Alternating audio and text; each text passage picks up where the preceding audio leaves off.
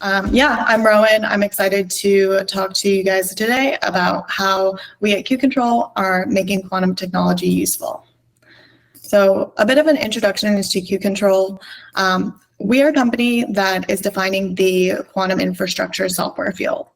And so similarly to how you use classical computers today, you don't really need to understand processors or circuits in order to run applications, in order to view this webinar. And so this is all thanks to companies like VMware, Citrix, these sort of infrastructure companies that work behind the scenes and provide software that virtualizes underlying hardware. Ultimately, this all enables some application development, and it enables people to actually get value from classical computers. Q-Control is doing the same thing for quantum computers by improving the experience for application developers to build on top of these platforms, and by increasing the usability as well as the performance of these underlying hardware devices. The main way that we do this is really by stabilizing the hardware and reducing the error on the device, or helping others to reduce this error. A bit about how we work in the field. We work with all sorts of different organizations and companies, governments, labs, universities around the world use Q-Control products. We have over 14,000 users of our products, and we've powered billions of jobs, actual quantum computing jobs on real hardware. And then we're really humbled by the recognition we've received since our inception in 2017. We've gotten a lot of recognition lately, especially, and it's been really cool to just see the industry and the broader tech industry at large respond to the work that we've been doing. And so we're really looking to help people across the entire quantum computing stack and at all stages of the quantum development journey to get value from quantum computers. The main focus of the presentation today will be on the product called Fire Opal, which is targeted to developers and end users. And it's an out-of-the-box solution that allows anyone to achieve meaningful results from quantum computers with no hardware expertise at all needed. I'll also mention that we do have an educational product called Black Opal, and this is essentially kind of a Duolingo for quantum. It provides interactive lessons that allow you to go from basically zero knowledge of quantum to becoming an industry professional. In fact, we have testimonials from users who have actually gotten job offers in the quantum industry after going through the entire Black Opal course. I'll also say that all of our products have free usage tiers, meaning that anyone can go ahead and try them. They can get a lot of value from them even without paying a single dollar. And that really makes things accessible for anyone who wants to get started. And so Fire Opal. I mentioned that this is really a tool for people looking to build applications and achieve meaningful results from quantum computers. So the core problem that Fire Opal addresses is the fact that quantum hardware has a pretty significant challenge to overcome. They're incredibly susceptible to error, or what people often generally call noise. On the right, this slide shows a simple Grover search algorithm, which is basically a way to find a needle in a haystack. The result above is what you would get if you're running an ideal simulator, a simulation of a quantum device, where the correct answer stands out very clearly and there's one single correct answer. On the bottom, you see the actual implementation and results when you're running typically on the bare infrastructure of a real quantum device. And you can see that the correct result is almost completely obscured from all of the noise on the device, and you can't tell it from any of the other results that came out. This challenge is faced by almost anyone who's run an algorithm on a real quantum computer, and it even gets worse as you start to scale.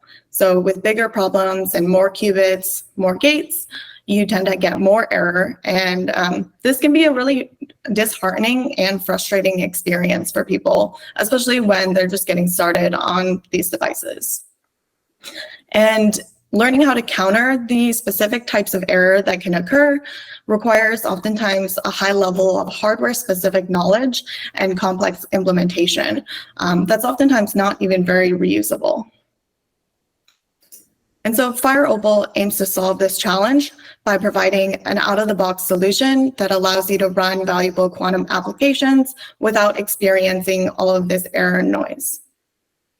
Using Fire Opal means that you can automatically get rid of errors on the device and just get quality results right upon execution the first time. It's a super simple to use solution.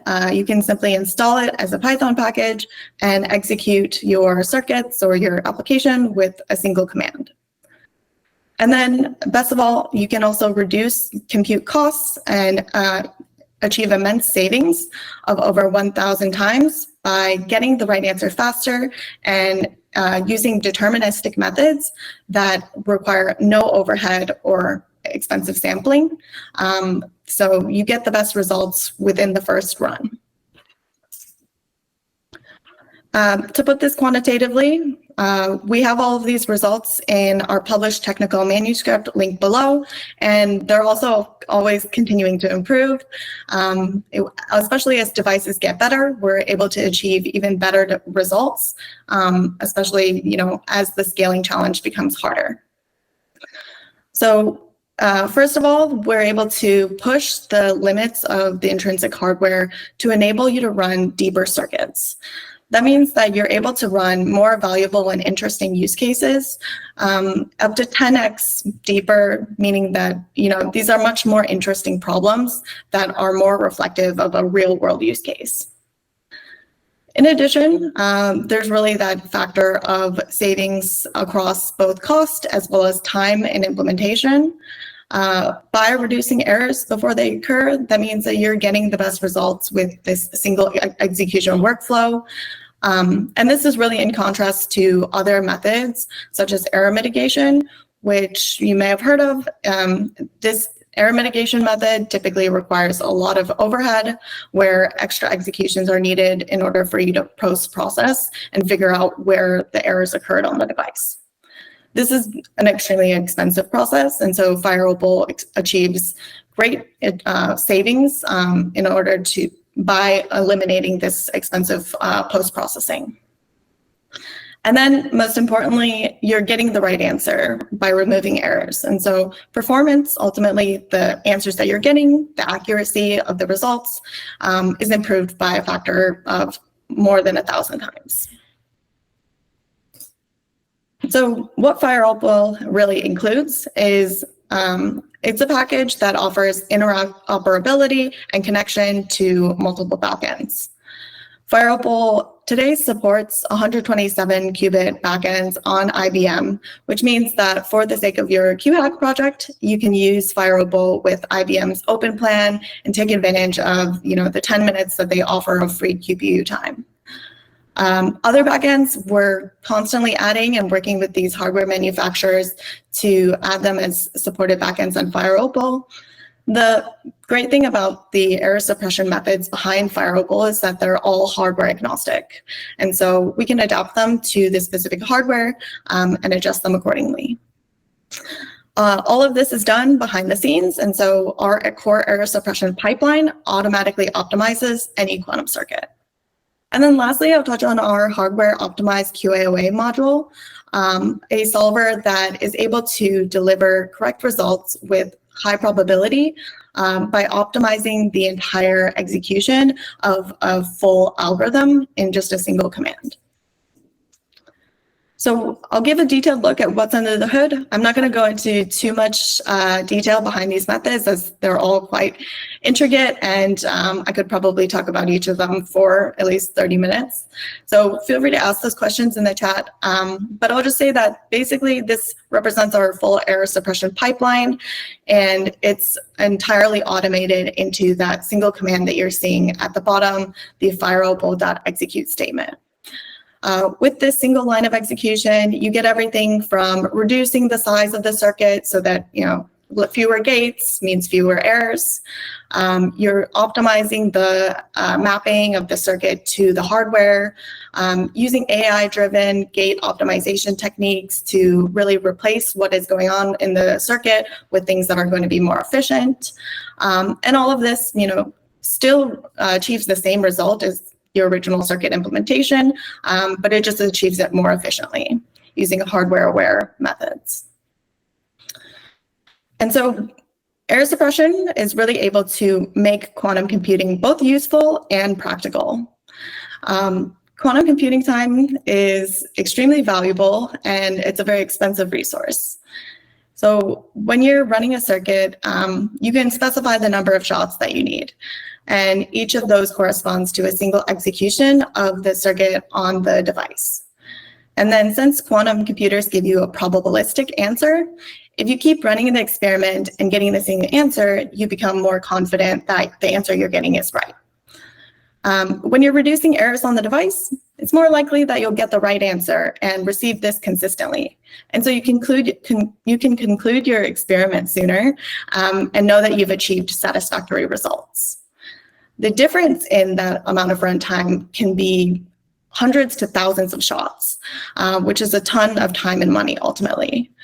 The graph shown here is a 10-qubit QFT circuit, which we ran both with Fire Opal as well as some of the default performance settings on the hardware. And you can see that Fire Opal achieved 99% confidence in the right answer in just 30 shots, whereas the default implementation took over 170,000 shots. So lastly, I'll talk about the hardware optimized solvers that Fire Opal also offers. This allows you to run entire algorithms from only high-level problem inputs. You actually don't need any quantum computing knowledge to take advantage of these. For this one, the QAOA solver, you can simply define your problem as a graph or a cost function. And so QAOA is a hybrid quantum classical algorithm that takes advantage of both types of computing. And we built a noise-aware implementation that achieves results that are 1,000 times better than standard algorithm implementations. Typically, the standard methods for QAOA just don't work on real hardware because they're not tailored for the noise. And so by tailoring every single part of this implementation loop to real hardware noise, you're able to achieve much, much better results. I'll give you a quick example of how this equates to a real problem. So max cut is a problem that often shows up in the fields of machine learning, and it's essentially a mathematical optimization problem. The goal is to make a cut that maximizes the number of edges that you're cutting across within a graph. And so this problem is within the complexity class of NP-hard, meaning that there's no known efficient way to solve this in polynomial time on the computers that we have available, classical computers today. So using Fire Opal's hardware-aware QAOA solver, we've shown that you can actually achieve an optimal cut, aka find the right answer that as many edges of the graph as possible at a scale that was previously unimaginable. Shown here is an 80-qubit problem with 80 vertices connected completely randomly. Finding a good solution to this problem is extremely hard, even classically.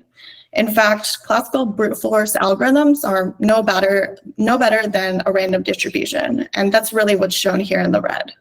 Similarly, if you were to execute QAOA using standard implementation on hardware, you'd also find out that your results basically come out as random. Fire Opal moves all the results to the right, meaning that it's finding results that are more and more edges included in the solution. The greatest solution that Fire Opal found here with a cut value of 106 was actually the optimal solution. That's the correct answer. This type of problem is incredibly hard to solve in using the methods that are available today.